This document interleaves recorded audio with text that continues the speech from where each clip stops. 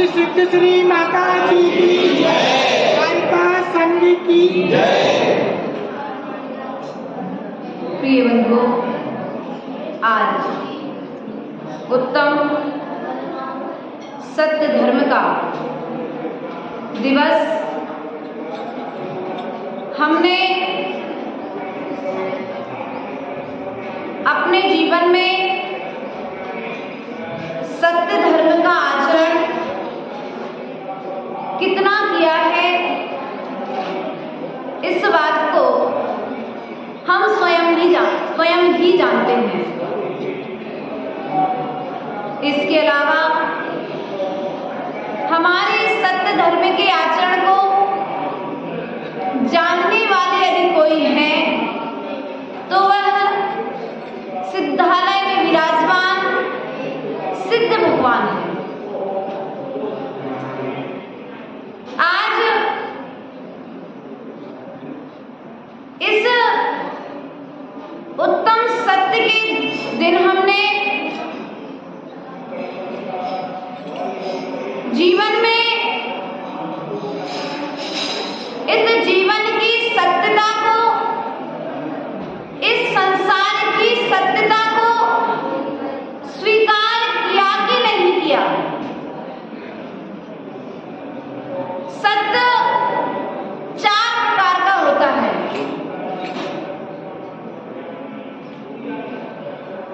सत्य योग, सत्य मन योग, सत्य वचन योग, उभय मन योग, सत्य उभय और सत्य अनुभय।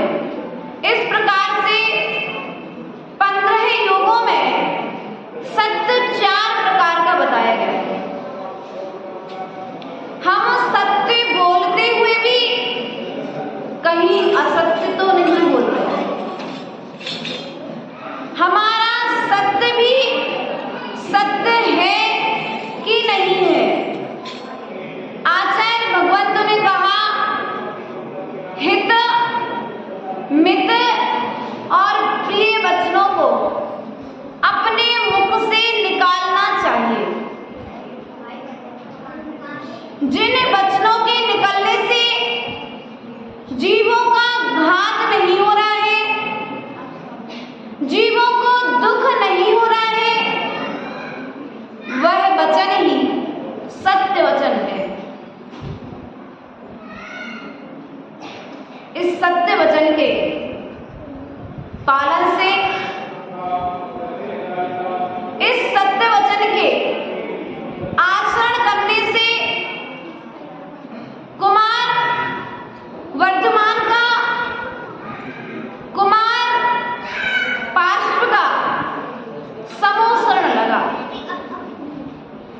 क्या उनके वचनों में इतनी प्रामाणिकता आ गई, उनके वचनों में इतना सत्यपना आ गया कि उनका समोसण लग गया और 3 लोक के जीव उनके वचनों को सुनने के लिए आतुर हो गए। हमारे वचनों में आज अतिशय नहीं है, हमारे वचनों में आज सत्य नहीं है। एक वचन वह है जो समोसण में बैठ करके भगवान महावीर स्वामी ने बोला, भगवान पार्श्वनाथ ने बोला, तो 3 लोक के जीवों का कल्याण हो गया। और एक वचन वही है जिस वचन को बोलने से द्रौपदी ने बोला तो महाभारत खड़ी हो गई। अब निर्णय हमें यह करना है, हम इस बात से परेशान हैं कि हम कभी झूठ नहीं बोलते, लेकिन फिर भी हम परेशान हैं। कारण इस बात का ध्यान रखना, परीक्षा हमेशा सोने की होती है, लोहे की नहीं होती। क्या परीक्षा हमेशा लोहे की, हमेशा सोने की होती है, लोहे की। सत्य के कारण सीता को अग्नि परीक्षा देनी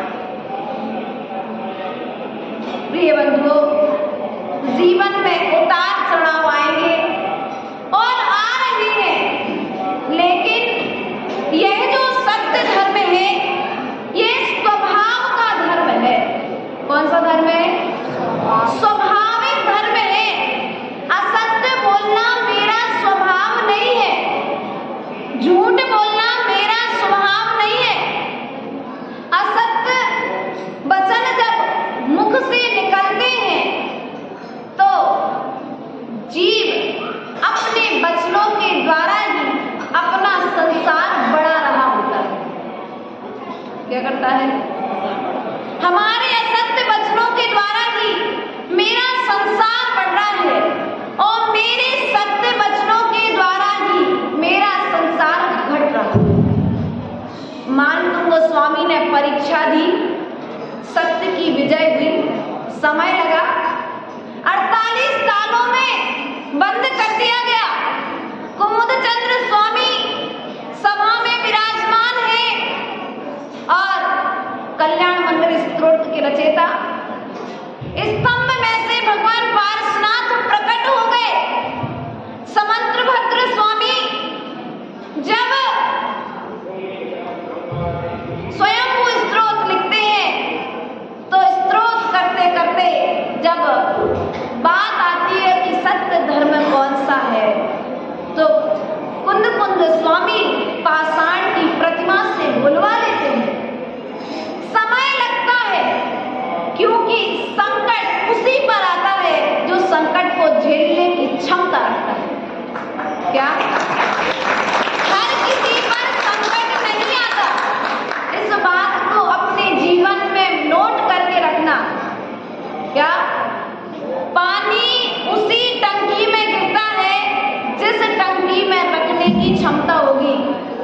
संकट उसी व्यक्ति के ऊपर आएगा जो व्यक्ति उस संकट को झेल सकता है। हर व्यक्ति के ऊपर में संकट भी नहीं आता।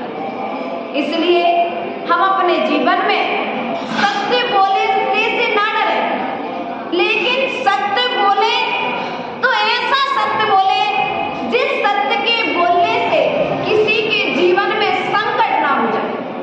क्या बोले सत्य बोलने को कहा है? एक मुनिराज की कहानी आती है, प्राय करके हर बार सुनाते हो कि आपके लिए सब लोग। एक मुनिराज के सामने एक चिड़िया को ले जा करके धर्म की परीक्षा दी कि मुनिराज सत्यवादी होते हैं क्या? नगर में यह प्रभावना थी कि दिगंबर मुनिराज कभी झूठ नहीं बोलते हैं। राजा ने परीक्षा करना चाहा, इस चिड़िया को हाथ में ले गए और इस तरह से पकड़ा, यदि राजा कहता है कि मरी है तो उसे छोड़ देंगे और राजा कहता है जिंदा है तो उसे मार। मुनिराज ने विचार किया, मैं धर्म संकट में हूँ, यदि मैं सत्य बोलता हूँ तो ये जीव की जान चली जाएगी। मुनिराज ने उस समय निर्णय क्या लिया होगा?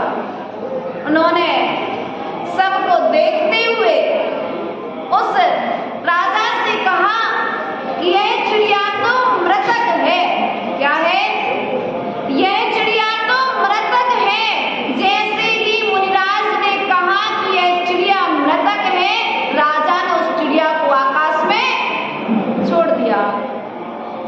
लोग कहने लगे, फिर प्रजाजन ने पूछा कि हे भगवान, आप जानते थे कि यह चिड़िया जिंदा है, फिर आपने क्यों कहा? तो मुनिराज ने कहा, यदि मैं कह देता कि यह मरी, यह जिंदा है, तो वह उसे मार देता, तब भी उसी की जीत होनी थी। और मैं कह देता कि मरी है, तो मरी कहने से एक जीव की रक्षा तो हो गई। और धर्म की हमेशा विजय होती आई है। लोगों ने मुनिराज के दया गुण को सराहा, उनके सत्यानुव्रत की, सत्य महाव्रत की जय जयकारा हुई। इसलिए प्रिय बंधुओं, आज तुम्हारे लिए समझने वाला कोई हो या ना हो, 3 लोक के नाथ तुम्हारे सत्य को समझ रहे हैं। ऐसा कोई भी कार्य नहीं है, ऐसा कोई भी कृत्य नहीं है, यदि आप यहाँ बैठ कर के पूजन कर रहे हैं, भगवान का अभिषेक कर रहे हैं, तो यह भी केवली के केवल ज्ञान में वहां झलक रहा है। आपके द्वारा यदि झूठ बोला जा रहा है तो वह भी दिख रहा है, और सत्य बोला जा रहा है तो वह भी उन्हें दिखाई दे रहा है। इसलिए विचार करें, हित मित और प्रिय वचनों को आज के दिन हम बोलने का प्रयास और पुरुषार्थ करेंगे, तभी हमारा सत्य धर्म मनाना सार्थक होगा।